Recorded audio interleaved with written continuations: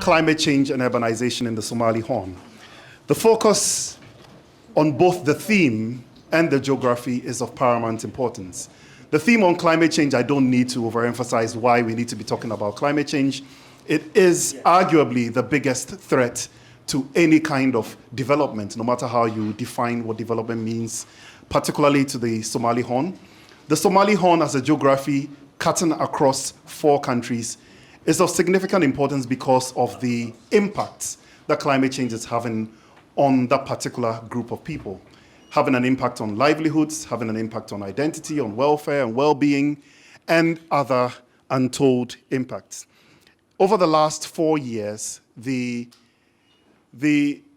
rate at which climate change has brought dire consequences on the region has actually accentuated.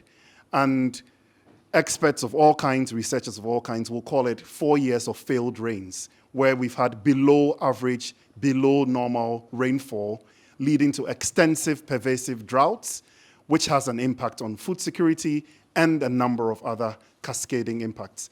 And millions of people are threatened with farming, millions of people are affected in different ways. So we want to do a very important thing, which the university does, is to facilitate conversation and dialogue, and to broker that conversation around this very important topic. And tonight we've brought together a very distinguished panel that have come all the way from the Somali Horn in different capacities. Tonight also follows a conversation that began actually yesterday. So yesterday we had a more closed roundtable discussion of about 22 people with different expertise and different institutions from the FCDO, from within the region, from outside the region. And today we want to continue with a more public-facing conversation with a panel.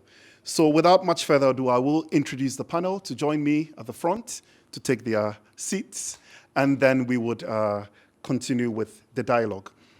So the first person I'd like to call up is the MP, a member of parliament from the Mandera constituency in Kenya, and her name is Umu Ker Kasim Sheikh. Let's welcome her to UCL. Thank you. And the technical team would give you a little lapel mic so that those watching online can hear us clearly as well. The next person to join is a very good friend of mine, Harek Bekele, who works as the UN Habitat Country Director for Ethiopia, but works specifically with a lot of interest in the Somali region. So Harek, please join us at the front as well. Good. And last but one to join us is Nuruddin Dire, who's used to work for the United Nations, a politician, a diplomat, wears many, many hats, and another very good friend of ours. So Nuruddin, please take your seat at the front as well.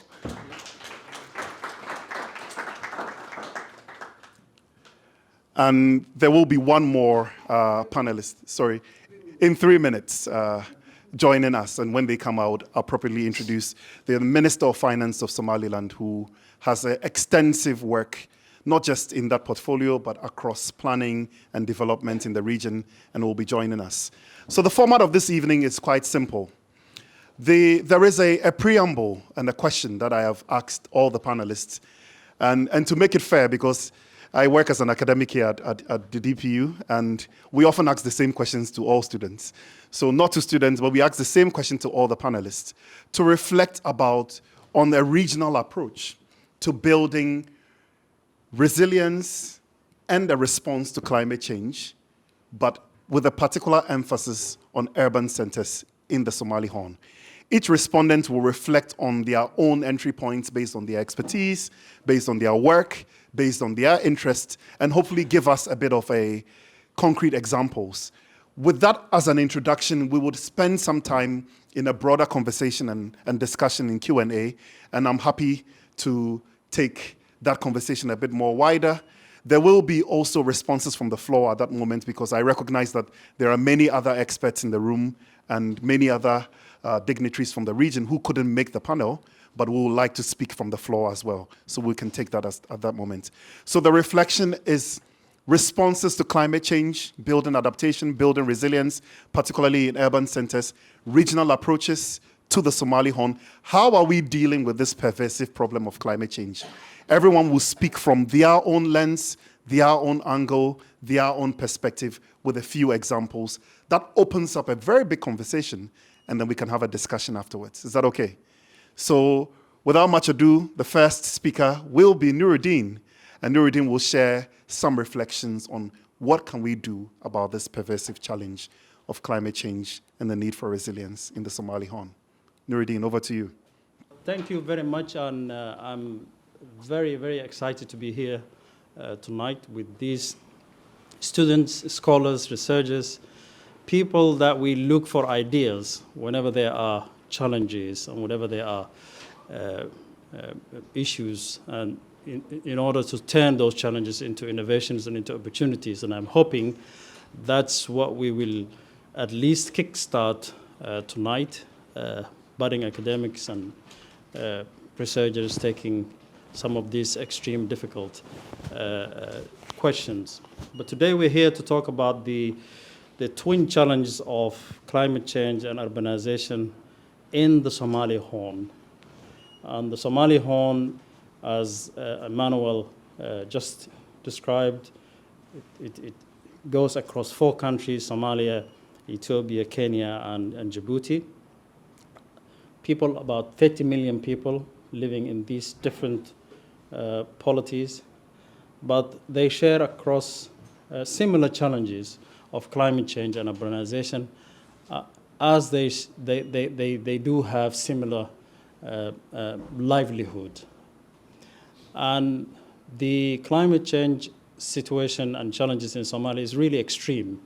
It goes from extreme weather conditions, whether it is very bad, very severe, very earth-scorched droughts that devastates livelihoods, to the other extreme of extreme flooding, which equally, if not more, also devastates livelihoods. And that kickstarts a huge influx of communities from rural areas coming into urban centers that were already struggling with their own challenges and stretching all their resources and all their capacities.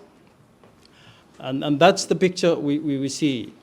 But also, I also see an opportunities within this picture, where all these challenges are calling, the clarion call for innovations, for opportunities, where these urban centers that are seeing the brunt of the climate change in the Somali Horn can become centers for innovation, can become centers for resilience. And resilience is what really can describe the Somali Horn. If I can give different examples, because although the epicenters of climate change and urbanization in Somalia are across big cities and big towns in the Somali Horn, but they have their own different challenges and unique challenges, which also calls for specific innovative solutions for each of them. For example,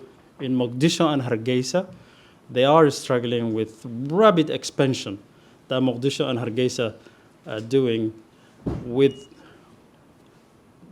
all calling for sustainable urban design and sustainable water management and sustainable green spaces that can relieve some of the real issues of overpopulation and overexpansion in Hargeisa and in Mogadishu.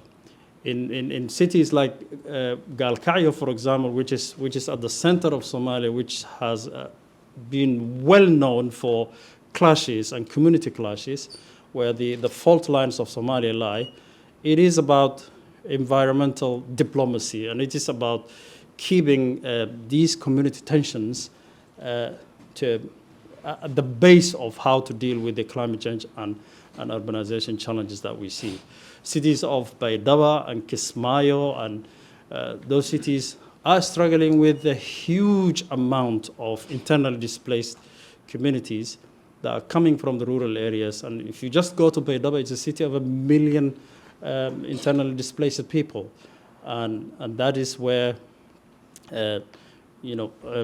innovative urban design and sustainable management of water and other resources is where we should be looking for innovation. There is one city that actually managed to some extent some success, the city of Garowe, which today, for example, 80% of its resources coming from renewable resources. And they have started implementing some water conservation sort of ideas in that city. Because it's relatively smaller than the other cities that I'm talking about, they are able to implement some sort of innovations. And I think this is where, if we arrange and put together a platform where these urban cities across Somali Horn can learn from each other, you can see where also this kind of an innovation can come from. So the other thing that the Somali Horn lacks is because they are spread across these different countries, and in some countries, in Kenya and Ethiopia, and in the communities, the Somali communities that live in Kenya and Ethiopia, do not necessarily come to the, the MB is here, and I'm not going to talk on her behalf, but you can see that they don't necessarily come to the priority list, the top priority list of development and sustainability in those countries. Where Somalia, which most of the Somalis living in the Somali Horn live within the borders of Somalia, is still struggling with governance issues and with security issues. And I'm sorry if I miss some of the cities in Kenya, Mandera and Garissa, for example.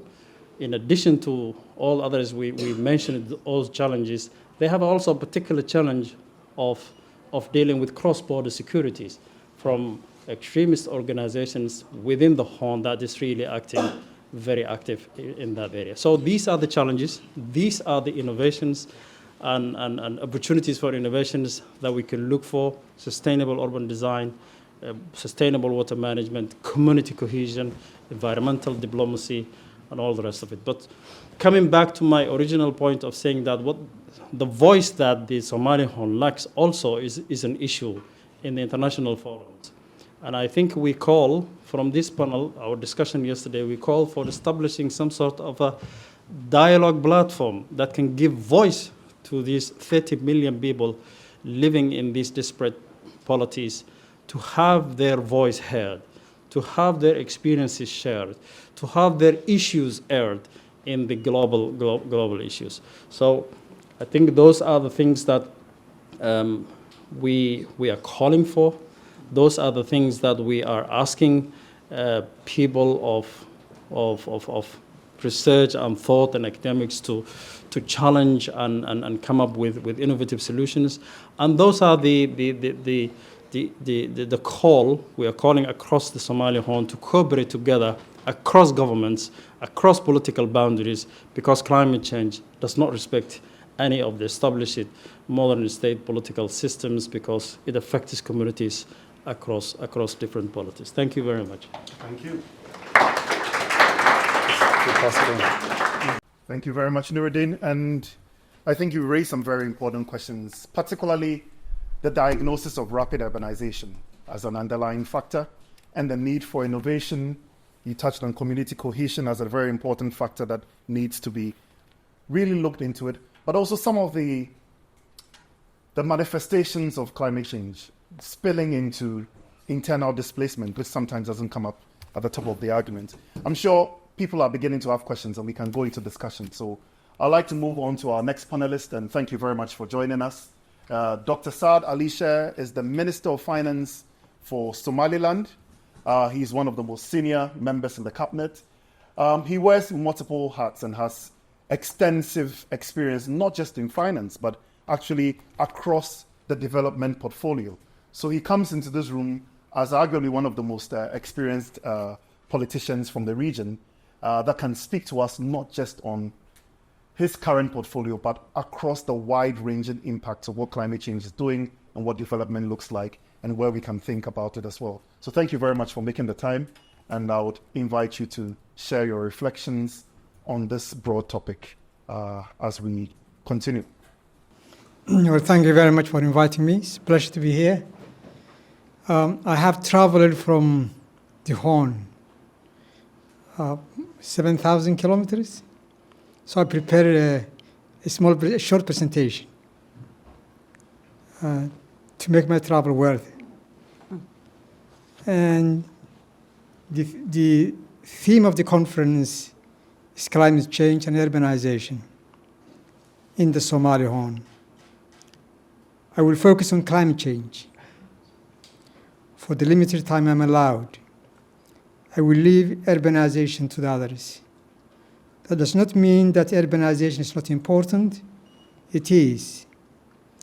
Even though the population of Somaliland is only 5.5 million, we have 1,698 settlements in 101 districts. We believe that about 50% of our population have already settled. And cities are growing at the rate of 3 to 4%, which means the urban population will double by 2045. That requires careful planning and enormous investment in physical and social infrastructure. With regard to the climate change, the phenomenon is not new. A Google search shows that in the last 800,000 years, there have been 8 cycles of ice ages and warm periods. What has changed is the role of humans. The current temperature of the Earth is about 1.2 centigrade higher than it was in the pre-industrial era, or about 250 years ago. This rapid increase in the Earth's surface temperature has been due to heat-trapping greenhouse gas emissions, namely carbon dioxide and methane and nitrous oxide, generated by burning fossil fuel to produce energy for our factories, homes, and transport. In the Somali inhabited Horn and elsewhere in Africa, that led to hotter temperatures, extreme unpredictable weather patterns, cyclones and floods, frequent droughts, falling water tables, falling water quality, erosion and desertification due to disappearing ground cover, disappearing indigenous species and loss of biodiversity, aggressive invasive species, and deforestation due to charcoal production. The impact of climate change is global, but not everybody is affected in the same measure. There are community groups that are more vulnerable than others. Somalis, mainly as a pastoralist community, are among the most vulnerable. The question is what needs to be done to deal with the consequences of climate change. Do we focus on solutions that go to the root cause and better manage our assets and use technology, or do we focus on mitigation measures that rely on international aid and humanitarian intervention? I would go for the former. I believe that we can deal with the consequence of climate change by better management of our assets, by investing adequately, and by technology. In short, MIT. You may ask, what are these assets that need to be better managed? I can think of 10 assets every country has which they can use and better manage to deal with the consequences of climate change. And these assets are land, vegetation, water, livestock, renewable energy, the community itself, information, technology, and institutions and capital. We can manage land better by zoning it for use, grazing, farming, urban wildlife, undertaking soil conservation measures, planning settlement and urbanization, and planning infrastructure. With regard to vegetation, we need to create forests and grazing reserves, undertake reforestation, rehabilitate grasslands, and set up plant nurseries. The third asset, which is very important, is water. We need to manage it better by harvesting rainwater, building Hafir dams, creating water reserves, carrying out watershed management, mapping groundwater deposits, desalinating water that's too brackish, and working on artificial rains. The other asset which we have is livestock. We need to manage better by optimizing herd size for maximum income, creating animal feed reserves for at least one season, and introducing livestock insurance. With regard to renewable energy, we can do better by incentivizing people to switch from charcoal to solar and wind energy generation, and by regulating charcoal production. The fourth asset is the community itself. We need to establish community climate change or drought committees at district levels, give community ownership and control over local area assets, create community vigilante environmental protection groups, and organize community for participating voluntarily in works of soil conservation and reforestation. We also have the information as an asset. And we need to manage better by establishing continuous monitoring of the weather, providing short-term, long-term, and long-term weather forecasting, establishing a drought early warning system, using different media platforms and programs. And the eighth asset is the technology, or the know-how. We need to manage better by establishing seed and gene banks, using biogenetic engineering, breeding more tolerant and resistant species, using water technology in finding water, harvesting, recycling, treating, and desalinating. With regard to institutions, we need to manage it better by engaging universities at national, regional, and global level, establishing dedicated research centers for water, fodder, food, soil, water, and livestock, establishing technical schools to skill people for climate change, and ensuring cooperation among government institutions. With regard to finance, we need to establish a climate change fund, which must be contributed to by the government and by the international community as well. And the other question is, these are the 10 assets I have started with. As to the question of what Somaliland did to deal with the climate change. In Somaliland, several policies and legislations were approved to strengthen resilience. These include recognizing the environment as a pillar in the National Development Plan, Forestry and Wildlife Conservation Act, National Environmental Management Act, and National Climate Change Policy. There are also a number of programs the government has embarked upon. These include reforestation through production and planting of seedlings from nurseries, soil and water conservation programs, range management including rotational grazing systems, climate adaptation action plans for local governments. And you may ask, what are the priorities for Somaliland, which are also the priorities for all Somalis in the Horn? And I think the priorities are securing a seed fund for the establishment of a climate change fund, creating the infrastructure for national food and feed reserves, establishing an early warning system, mapping groundwater aquifers, waterways and rainfall patterns, carrying out a national comprehensive vegetation mapping, creating an extensive network of seasonal grazing reserves, reforestation and the rehabilitation of grasslands, community organization engagement, establishing and strengthening appropriate research institutions, promoting regional and international cooperation among research institutions, establishing a roadmap for increasing the share of renewable energy. Climate change is a global issue, as I said earlier, and a regional issue as well.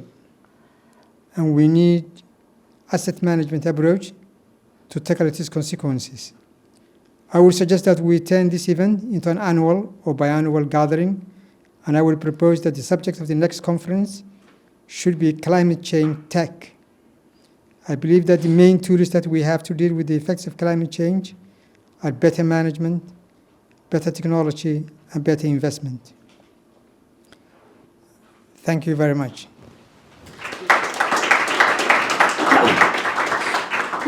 Thank you very much, Dr. Sher. And maybe just to comment on your last statement about institutionalizing this and making it an annual event.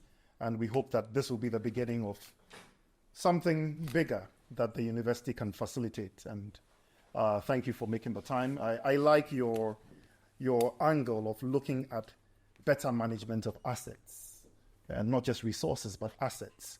And that disaggregation of 10 different types or categories of assets is very enlightening. I would love to read the paper in detail some more. But moving on, I'm going to invite my friend Umul Kher Sheikh, who is an MP from the Mandera constituency in Kenya, to give us reflections, but also with the progression of the dialogue, you can see how we're now beginning to have a bit more of a grounded feel and to reflect on that constituency, a very important constituency, a border town as well, a border area as well, and to share a bit more of both personal but professional reflections as she tells us a bit more about herself as well and what she does. So, Umul, thank you very much for making it, and the floor is yours. Good evening, everyone. My name is Umul Kher Kasim, MP from Mandera. Mandera is the farthest corner of Kenya. It borders Ethiopia and Somalia. Basically, you cannot tell the difference between Mandera and Somalia and Ethiopia when you're in Mandera. So my two other speakers spoke about the issues of the Horn. I will narrow it down to the cross-border issues affected, the climate change that has affected us. First is urbanization came with a lot of consequences. As Somalis, wherever we are, our ways of life is pastoralism. Now with 4 years of failed rains came the drought. That was really devastating. And I'm sure in one way or another, it affected all of us here by even contributing back home in whichever way, or even any person of goodwill. So with that then came the floods. Of course, that's a global phenomena that we can do nothing about, but we can do things that will mitigate or reduce the effects of climate change. One of it being changing our ways of life. We cannot be pastoralists forever. It's not cast on stone. We will still continue with what we've always done, but in a modern way, a better way.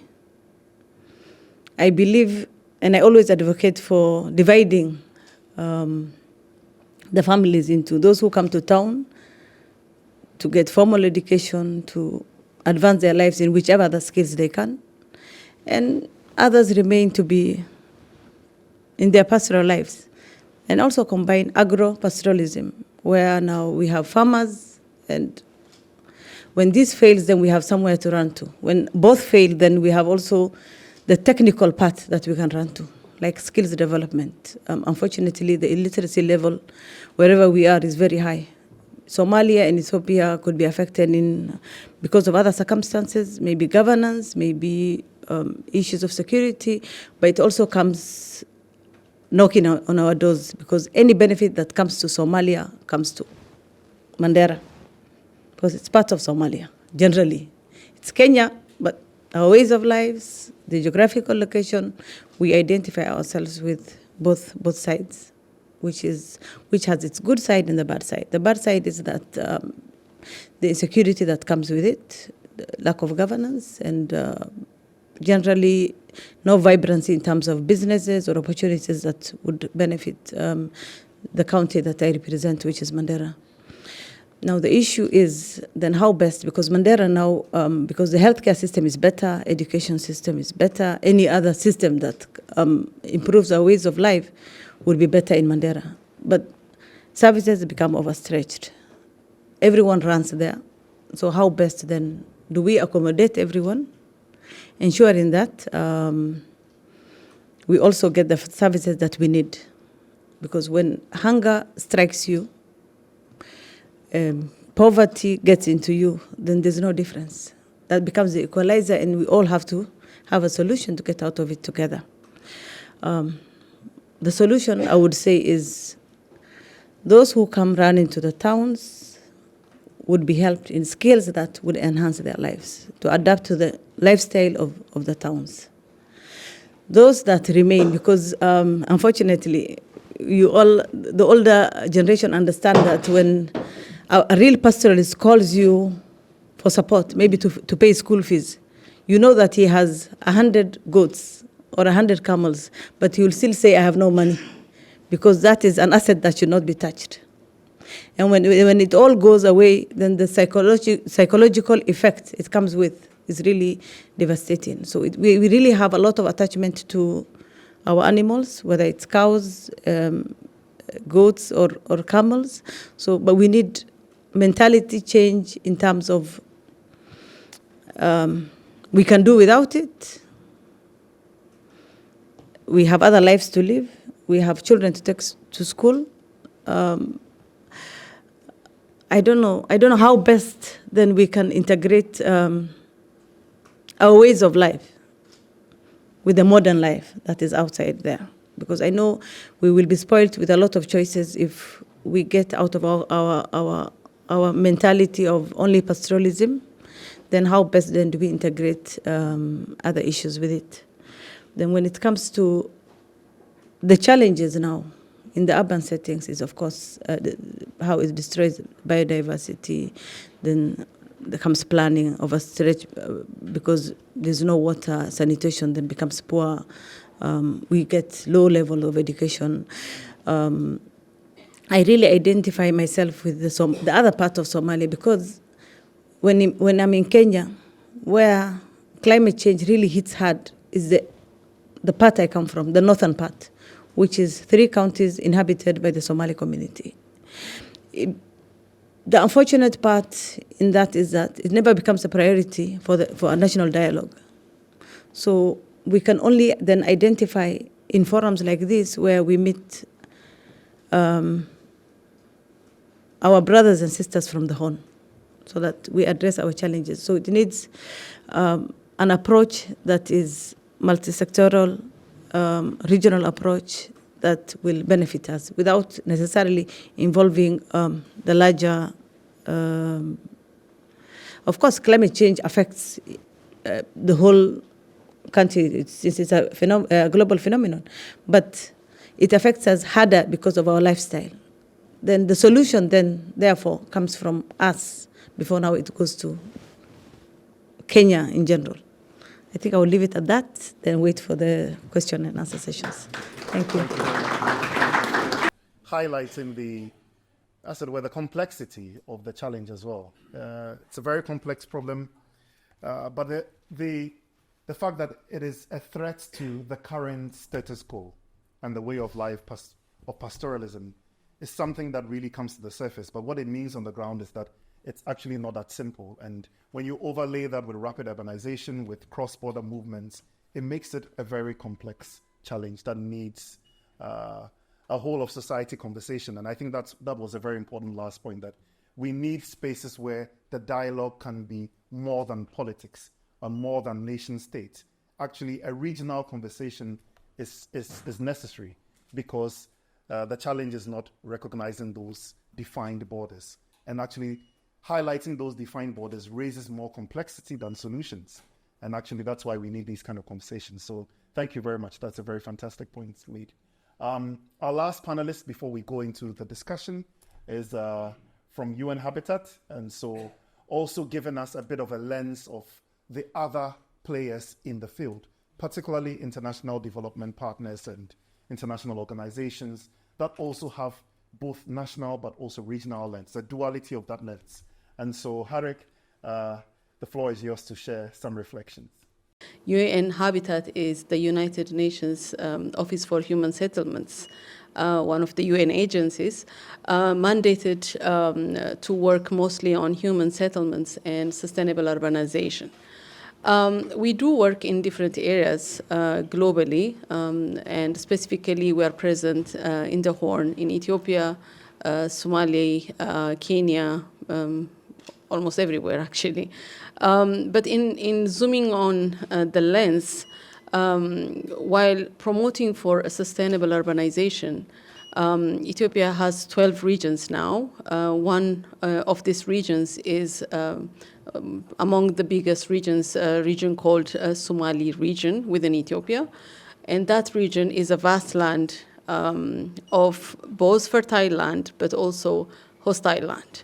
And then if you zoom in to the population proportion, 60%, 16% of that population is displaced within the region.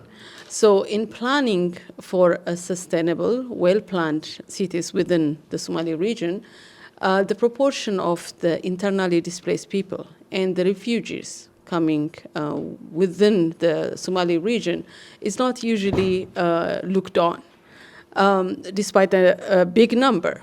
So in promoting for sustainable urbanization, we look at cities. One example that I can mention is the regional capital, which is called Jijjiga City. And in developing the master plan of the city, the presence of IDPs within Jijjiga City is something that was overlooked years ago. So that is when UN Habitat also was working on a project in improving the lives of IDPs within the Somali region. So these are IDPs that are displaced both because of conflict and because of climate change. So zooming in on city planning, in Europe, in Western countries, here we are promoting about walkable cities, cities that can be giving service within 15 minutes, but also walkable in terms of diameter. But then are we going to preach the same thing to the people of Jijjiga, to the people of Africa, in fact? Because in some contexts, the things what we are promoting for are not really workable down there.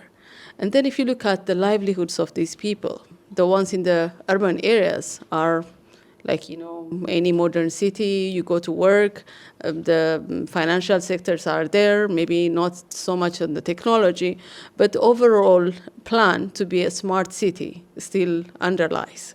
So in doing so, while looking ahead, while looking for that leap, rather than, you know, walking towards a smart city, everybody wants to leap, jump where everybody is, how do we deal with this big number of IDPs that come to the city and then sometimes reside within the cities? So in terms of recognition, it's something else, because sometimes these people don't live there, don't live within the city. But the ones that are coming for opportunities stay behind, because that's where the petty jobs are. Daily laborers, housemaids, people who are single, youth, anybody who can get a little money out of being in their urban area. Some commute, some stay behind. Some stay behind for good, initially maybe renting, but eventually creating this, what we call informal settlements, because they choose to remain in areas that are not well planned, because that's where the rent is cheap. And then if I take you again to the modern principles of how do we deal with informal settlements, then are we going to address why there is more and more informal settlement in such towns and cities? Is it because we did not address the issue way before, way in advance? Because we know they are coming. We know when it was forming, when we know when it was developing. So this giving solution after everything has happened, after everything had gone bad, is not something I think governments, non-governments, development partners should take blame on, but also should address. The question is, of course, who should address it first? Is it the fault of the government for not giving attention while the informal settlement was developing and becoming so huge to a point where it is swallowing all development around it? Or is it something that is so economically demanding that we let it be until it becomes a headache, way too much, hotspot for crimes, and then we say one day we wake up, let's demolish informal settlement and give way to development. So these things have been happening in most towns across the globe, I would say, but specifically zooming in on the Horn, we are dealing with people that are almost always on the move. You can call them refugees, you can call them IDPs, but the cities and towns that are absorbing these people on the move should be planning for them, for the numbers that are coming. Are they doing it? Not entirely, but we still promote for inclusion in one way or another. Because at the global level, we are also trying to address sustainable development goals for these countries. Are we localizing them? Because when the rest of the world is thinking about that walkable city and the smart cities, these cities cannot be smart if they are not going to be planned well. So how do we deal with them? So let me leave you with the question on that. How should we deal with them? Thank you very much. And you've left me with a question. You started with an assignment. I think I've delivered on the first one. So I think the obvious story is that there is a lot of water stress and it's driving mobility and migration and affecting the livelihoods and identities of people, causing displacement, etc., and loss of assets, particularly with livestock. But I like what you said, that we need to reflect more broadly on the failure of planning, particularly when we think about urbanization, and how planning has not been able to catch up or think in an anticipatory sense with respect to our knowledge of the predictions of climate change. Often, the information of the predictions of climate change is not used in an anticipatory sense to plan appropriately our cities and urban centers, and that is a significant problem. The issue of inclusion, where people that are affected are almost always on the move, becomes even more acute. How do you include displaced people? How do you include people that are mobile and on the move? And I think you started with a very critical issue of what is an appropriate solution to think about in the first place? How can we localize solutions? How can international bodies like UN Habitat propose global solutions that need to be very much locally and contextually relevant? And we need to reflect on that and question that often. And this is a question for Omar. But how do we make sure that these solutions are contextually relevant, owned, reflect the aspirations and needs of the local people, or reflect the agency, knowledge, skills that are embedded within those communities as well? So thank you. A wide-ranging preamble to the challenge and different angles of thinking about solutions, responses, realities. I'm going to open up to the room. And I think I recognize that there's a wide range of expertise in the room. People have come from the region, people working in different institutions. So I'll take both questions and contributions. So if you can identify yourself very briefly, so not a very lengthy resume, but very brief introduction of who you are, and then say whether it's a question or a contribution, and then we'll take it. We'll take both questions and contributions. So I'll take a first round, and I have 4 takers already. So to start with, and then back, and then 3, and then 4. So introduce yourself and then tell me whether it's a question or a contribution. I'm part of the people who came from outside. I came from Somaliland, way down in the Horn of Africa. And I do research on climate change and pastoralism. I think that should be enough. My contribution is climate change. Pastoralism have been dealing with climate change in all their lives.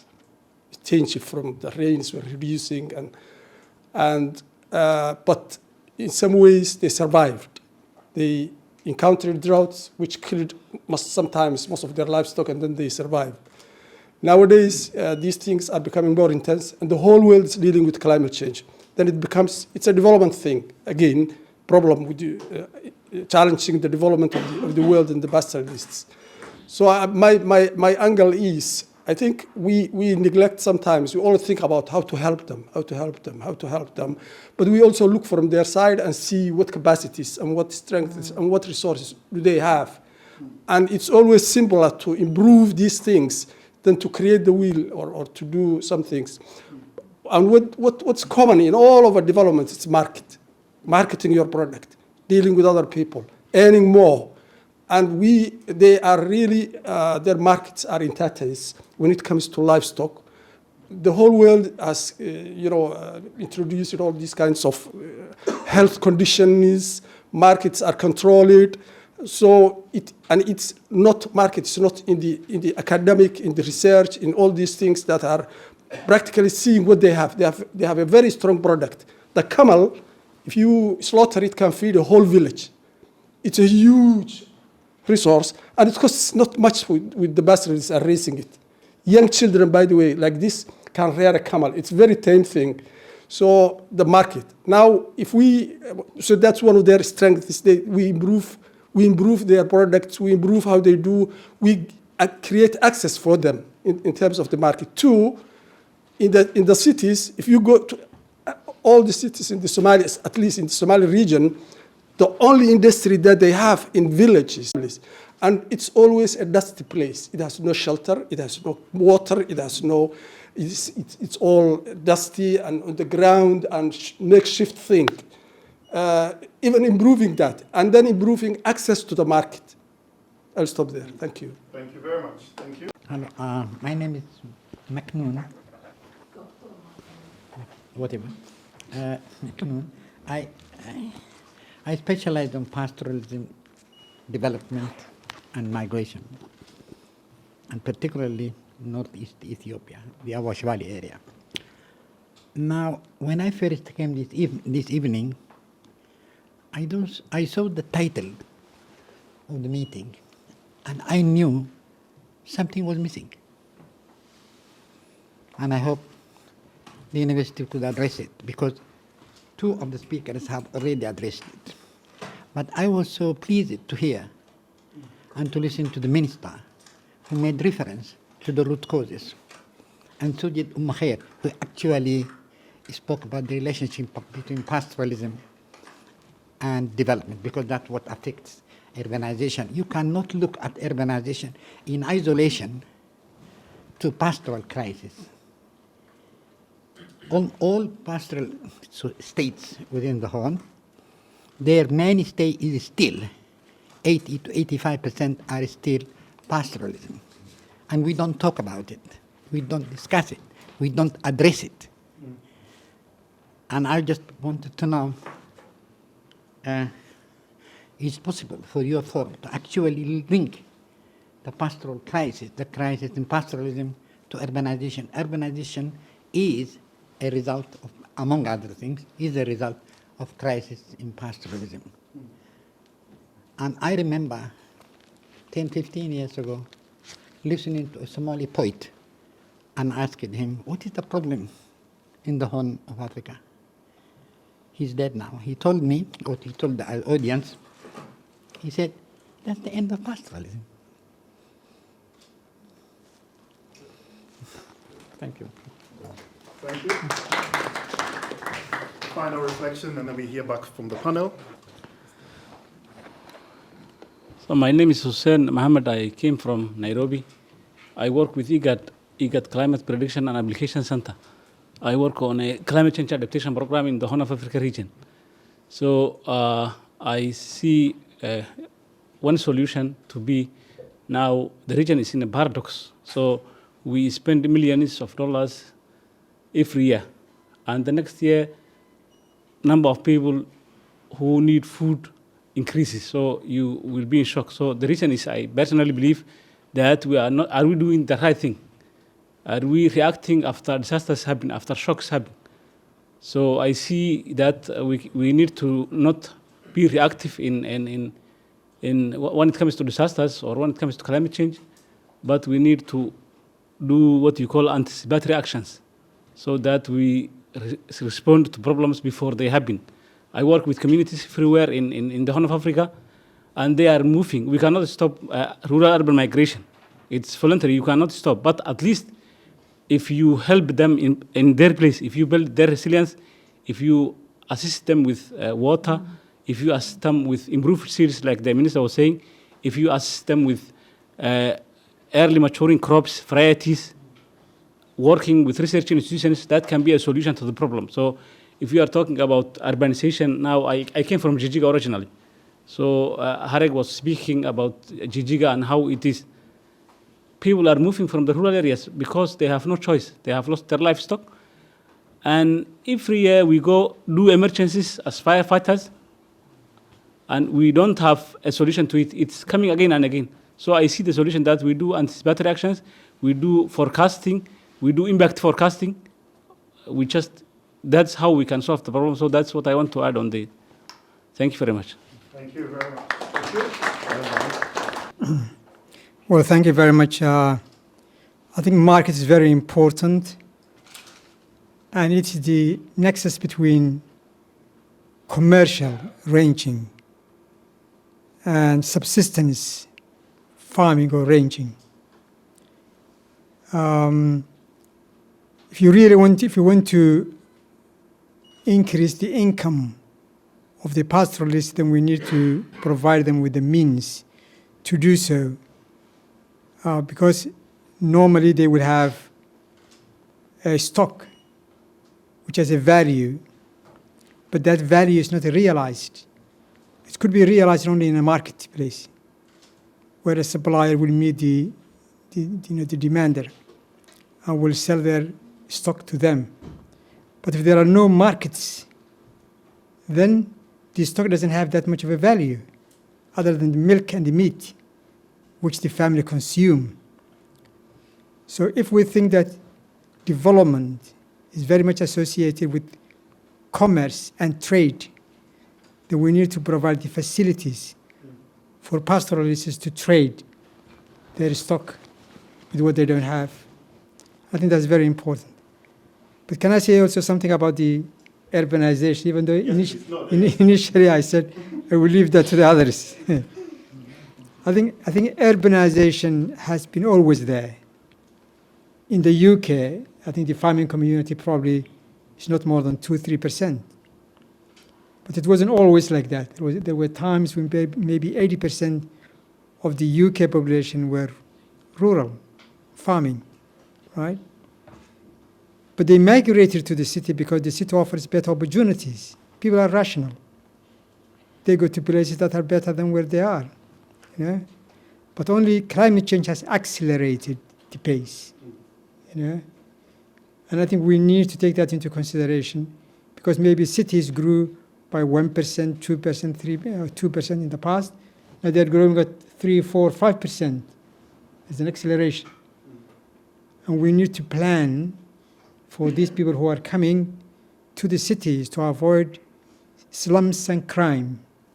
Because if you don't plan it, that's what you get, slums and crime.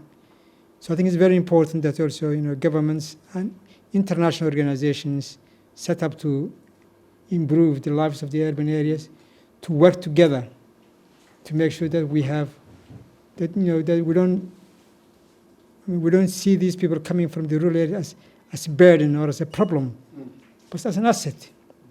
We can develop them to turn them into assets. And that's what we need to do. Thank you very much. Thank you. Really would like to stress what Dr. Fadl said, that the nexus of climate and security, which is really being brought to the fore nowadays. He's right. Nomads and pastoralists, that's what they have been doing, climate security. They've been coping with extreme weather conditions, and they have had capacities within their local knowledge to have reconciliations whenever conflict happened. But what happened with Dr. Fadl, as you know, is that the capacities for both that area has been overwhelmed by the new mechanized, globalized conflicts that are happening across the Somali Horn, but also the extreme sort of an impact of climate change, whether it's extreme sort of an erosion of pastoralism, whether it's an extreme weather conditions that have really overwhelmed the coping strategies of these pastoralist communities, nomadic communities, that they have built this local knowledge over thousands of years. But there's the question that you're saying that we need to enhance those lost capacities or those damaged capacities to cope with climate security and climate change. It's really a valid point how we can also build on that, because for security especially, nomads have really, and pastoral communities have huge amount of experiences in order to resolve conflicts within their communities, and in order to strengthen the community bond that can be rekindled. But it is exactly right what Dr. Fadl said. It is not only what we can do for them, it's also what we can learn from them, and how we can also research those kind of lost capacities. Thank you. We all agree that cities are engines of growth. That's where the most contribution of GDPs come from, is when cities are healthy and generate money. If you take UK as an example, when you have migration, it is perceived as being positive more than the negative, because in a society where there are way too much of a demand for jobs, that's how the job market, the gap is filled. But in the context of the Horn of Africa, in the first case, the cities are not that big, but then also the unemployment rate is very high. So what this means is that in a city setting where infrastructure and services are limited, they're not even enough for the residents of the cities. And then job markets are already not there, even for the residents of the city. So when migration happens, the migrants are seen as a threat rather than, an asset. So that's where the conflict comes.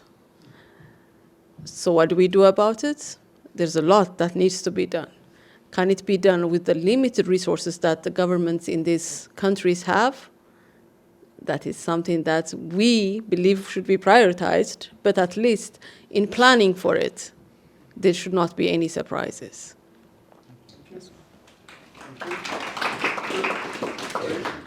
I'm actually not a farmer alone, but I'm a pastoralist as well. I had camels in my small ways. I will pick it up from where Harek left it. Migration, of course, has its positive and negative effects on the lives of our people. Of course, on one part, they're seen as a burden. The other part is they're seen as a burden because they have no any other knowledge other than the life they were used to. So our conversation actually should start from there. We live here with more questions unanswered that needs a lot of research on, because that is now when they will start getting into unnecessary lifestyles. I like how you said, then what happens after climate change? Well, the effects of climate change. Then pastoralism ends, as you said. Then knowing that that is going to come sooner or later, then how best do we maintain our ways of life? How do we modernize it? How do we get out of it? Is it the end game? I think these are the questions and things that we need to reflect on so that we can come up with solutions that are viable. I liked about the market because now our people have been left alone with no government support, no any other support, no goodwill from governments. Markets alone does not help. You create markets, but then facilitation towards that markets, roads, water points. They've been left to figure out for themselves. It's a do or die situation for them. It's not any different for the country that I come from, where we have all the resources that could be channeled through that. We have tried creating market. We have a big abattoir. Then how best then do we have value addition for livestock products? There are so many things that needs to be unpacked. The pastoral communities are on their own as we speak. Other than the knowledge that they've been using all their lives, then how best do we integrate their knowledge and modern day knowledge, modern day coping mechanism on climate change? I think we have experts here. They legislate. Then when it comes to legislation, then how best then as a region do we have a framework that is friendly, that will ease migration, movement, markets? I think those are things we need to ponder upon.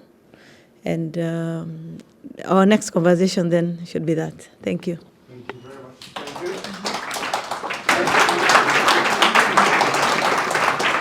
you. One more round of reflections. There are a couple of questions online.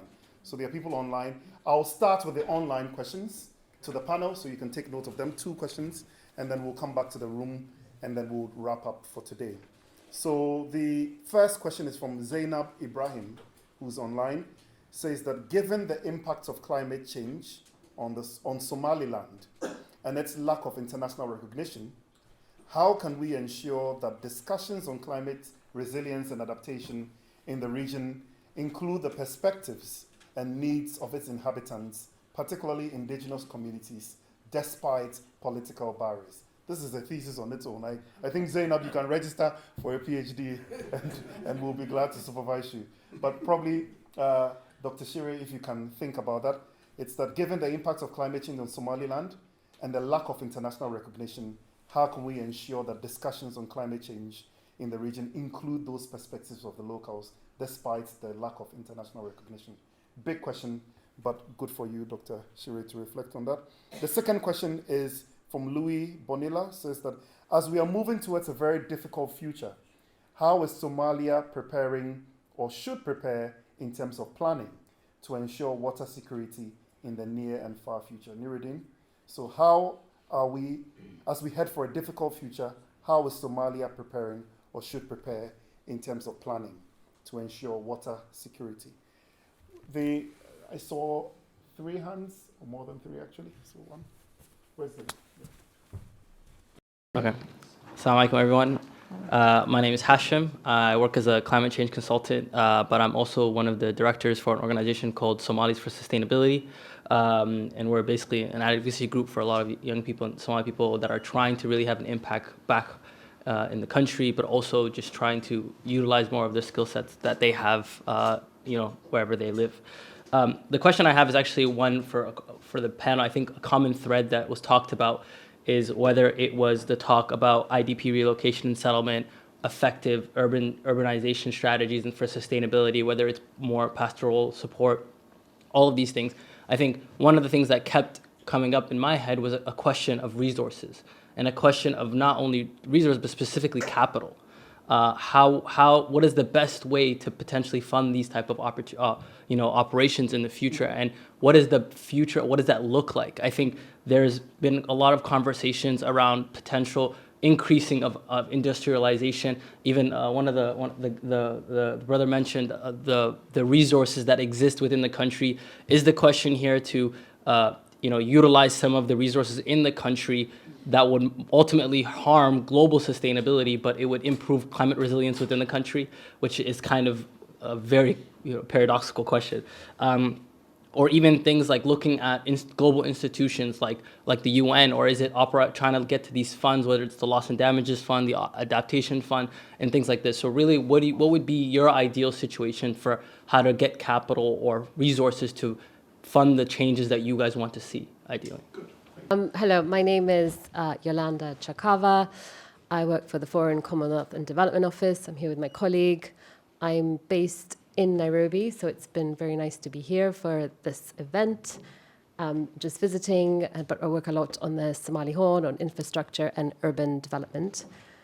So it's very interesting discussion. And actually, my question is very similar to what you've just raised, right? The scale of the challenge is huge. It's coming across very clearly. And how do you finance some of these options or solutions that are being put on the table in a context where financing is really hard to come by? And we talk a lot internally. Somalia is one of the most climate vulnerable countries in the world and receives one of the least forms of climate finance, for example.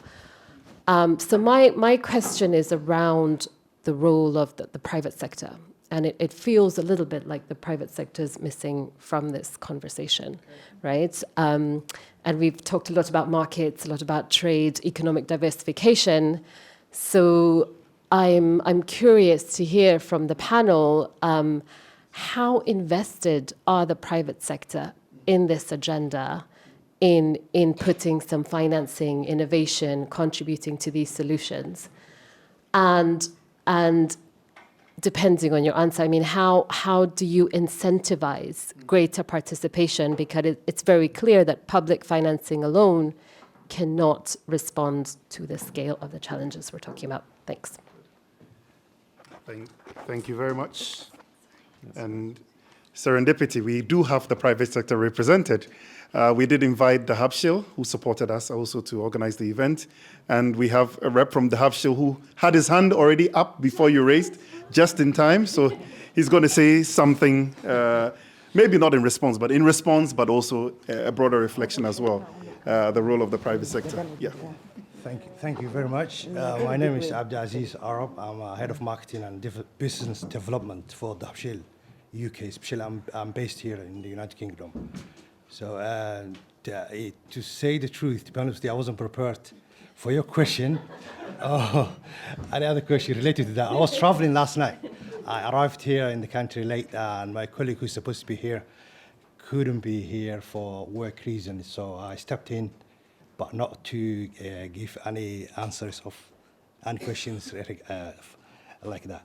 But I do have a question, and before that, I would say in Habshil, we do recognize the climate change challenges in the country, in Somalia, and we are trying to do our best to invest, at least, renewable resources for the country. So I think we are looking forward to, read any a paper coming out from these conferences, and to take it from there, and hopefully our board of directors will heed to what comes out from this conference, and hopefully we will implement those recommendations. So my question is regarding education. As we know, any campaign needs awareness, to raise awareness, and especially in the Somalia, and given Somalia's illiteracy is, shockingly very high. I've read papers a few weeks ago, which was, suggesting the illiteracy in Somalia is about, 60% or 70%. So my question is, how far the lack of education in the Somali community, causes or deepens the efforts of climate change? Or did we consider to, educate the masses about the problem of, instead of, showing them what's happening or what's the climate change is causing, do they really, understand fully what is the climate change?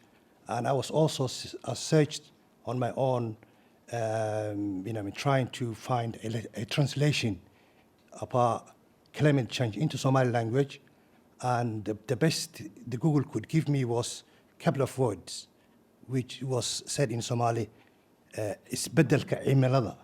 But then isbeddelka cimilada is just a literate translation. It doesn't,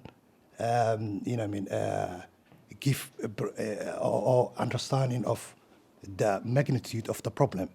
So education for me, I think, is a huge problem, and I would like to ask the panels if there was any consideration regarding to educate the masses, and if already it's been done, how far it's gone, and what's the plans for that? Thank you very much. Very much to the panelists, to those organising. I think my name's Hamza. I'm part of an organisation called UK Somaliland Alliance, British Somalilanders who are doing lots of activities back home, including helping with climate change. So we were involved in actually the drought response in 2021, 2022 in Somaliland. And what we were able to very effectively do was mobilise the diaspora community to fundraise in the UK, in the USA, EU countries, Middle East as well, to help people in terms of water trucking, livestock, fodder, all of the kind of emergency response that we need. I guess what we learned in that exercise is having a multidisciplinary approach is really, really important. And that kind of happened by accident. You know, we found our volunteers included lawyers, doctors, accountants, environmental scientists, and that worked brilliantly because we could come at it from lots of different perspectives, think about how do we finance, how do we sort the logistics out, how do we make sure we get emergency healthcare and medicine. And I think that's missed sometimes. The second thing we noticed was even when we had collected funds and we tried to transmit it to Somaliland, and hopefully this goes to the question that's been asked, because Somaliland is not internationally recognized, it is deliberately excluded from the global financial system, from the United Nations, from the African Development Bank, from the World Bank, from the IMF. So we pay lip service to climate change, not in this space, but in other spaces. And then we have contradictory policies that are upheld, outdated policies of non-recognition that are upheld by the international community that make life very, very difficult. We talk about climate justice, and then we impose policies that are politically unjust of non-recognition, where you say to a people, we don't recognize you, we don't recognize your democratically elected government, we don't recognize your institutions, then how on earth can you expect to work with them to help them to address climate change? So my question is, how do we deal with those? No, my statement is, we need to deal with those contradictory policies. Recognition is really, really important, and there was a question related to that. And having a multidisciplinary approach is also very, very important to give people access to banking. We're trying to help people to apply for climate financing, reforestation programs. They just are not allowed to access it because their country is not recognized, and it's causing immense, immense human suffering. So it's the elephant in the room. No one wants to talk about it, but it needs to be addressed. Thank you so much. Just to turn to the panel, very brief closing remarks as well as you attend to the questions, and then we can move into further discussions over the reception in the foyer. But I think that, so Dr. Shire, the first question on recognition, but also if you can touch on financing as well. So recognition and finance. Nuruddin, the question on Somalia, planning, and also finance. And then to Harek, you can touch on the issue of education and also finance, because you're coming, so finance is very cross-cutting. And lastly, Umar, if you can talk about the challenges of private sector involvement and again, financing. So everybody has a main question and then a reflection on money and financing, yeah. Being in the Horn is impacted by climate change. But that climate change impact can be addressed by better management of the 10 assets which I have already mentioned. And when it comes to financing these activities, funds can come from 5 sources: from the government itself, from the private sector, from the diaspora, from the international community, and from the Somali community itself. People may be poor, but they are not without capital assets. So the lack of recognition of Somaliland, of course, impacts the international source. Somaliland, because of its lack of recognition, does not get as much help in terms of financing from the international community as it could. So that's a problem. The other problem mentioned was that is the remittance. Remittance is a very important aspect of our economy. And sometimes, particularly during droughts, the diaspora community mobilizes and sends money to their family members and friends in Somaliland. And sometimes they meet problems in doing that. Because of the money laundering issues, it's not sometimes easy to remit or send money collectively in large quantities to Somaliland. So that's another problem which lack of recognition, has. But I think capital is only one aspect. As I said earlier, I think if we take the MIT sort of approach, the management and investment and technology, there is a lot we can do. I think we always speak the people in the Horn or other African countries in general, when we are talking about droughts and climate change, as victims. In a way, you can say they're victims because they have nothing to do with creating this problem, but they suffer from it at the same time. Those who create it do not suffer as much. So we need justice here and fairness. You can say that. But I think we need to move away from the victim mindset, and I think focus more on what we can do with what we have. And I think we can do a lot with what we have already. Thank you very much. Thank you. Louis, how Somalia is preparing and planning in order to gain water security? There are two answers to this. One is the diplomatic one, which I can say Somalia is absolutely on top of this and is preparing with joint approach, strategic, everything. And the truth is, it's absolutely nothing. Somalia is not preparing for this. It has other priorities at the moment, which includes government to survive itself, because it's battling an active insurgency in major cities in Somalia. There are governance challenges, there are humanitarian challenges. So in terms of a real strategic planning for water security in Somalia, unfortunately it's not happening, but it could happen. And the more the governance capacity increases, we can see the better it can become. I was just mentioning some innovative water conservation projects and managements which are happening in a small scale at some cities and some rural areas. But in a grander scale of Somalia, this thing is not really happening. So that's a very short answer. In terms of what is the ideal situation, the ideal, Hashim, I think, asked the question.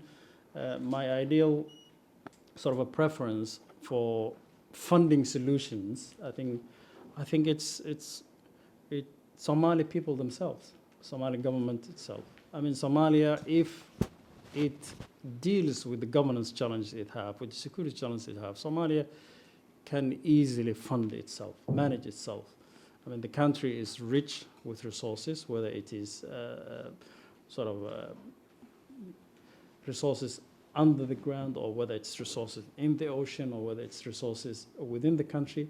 But also it has a very, very active, rich, dynamic, large entrepreneurial communities that are all around the world. You just need to go to Nairobi. Khair will attest to that, and see how much of an impact Somali investments are making in Nairobi, in Kenya. You need to go to some other countries that to see. So, if Somalia deals with the governance challenge it has, it can raise enough funds, both governmental and from the private sector, in order to do it. The companies like the Habshil and Hormuz are talking about billions of dollars of investments that they're making, not only in the country, but in the Horn of Africa. So the key questions is how we can have a stable governance, how we can deal with the security challenges, and then I think we can look into a Somalia that can take more responsibilities. In terms of, let me just have two quick contributions before I make maybe one final concluding remark. The private sector are becoming marginally interested in solutions, especially where they see incentives in terms of return on their investments. Renewable resources is one area which is becoming very important in Somali private sector investments in major cities. Water and utilities investments are also are seeing a little bit of inclusion in terms of sustainable design and sustainability, and I think which can be encouraged more and more. One thing that I can say is the UN, Africa Development Bank, IMF, or World Bank cannot be the ones solving each country's problem, because it's not sustainable and they come with hefty prices sometimes. But focusing on education, we are trying to pull something that was already done. The solutions are there. We know the challenge. We know the opportunities. So I think the will, first of all, should come from governments, be it local or national government. But at the local level, whatever is out there as a resource, I would say with capacity building, with knowledge sharing of best experiences, that's where all needs should be made. I think the dependency has been, a failed attempt, I would say. So looking inwards and to whatever resources that local governments, national governments have, and then capacitating the people, the communities themselves can bring in a more sustainable solution than problems. That's what I can say.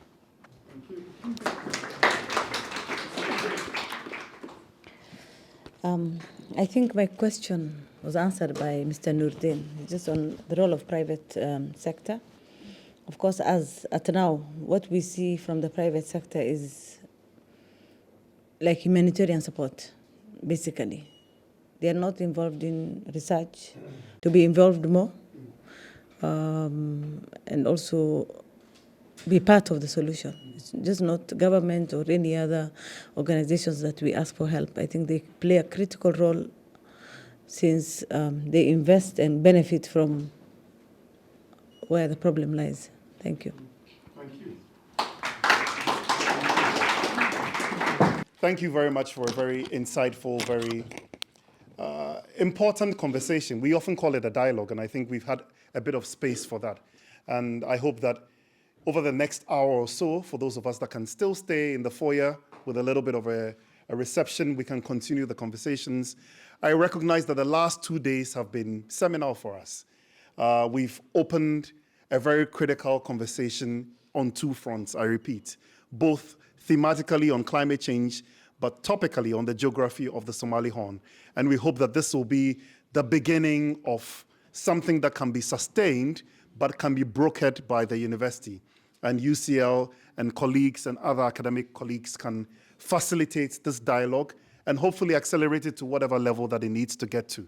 So I'm very grateful to our panelists once again for coming all the way, for sparing the time, for preparing to spend time with us.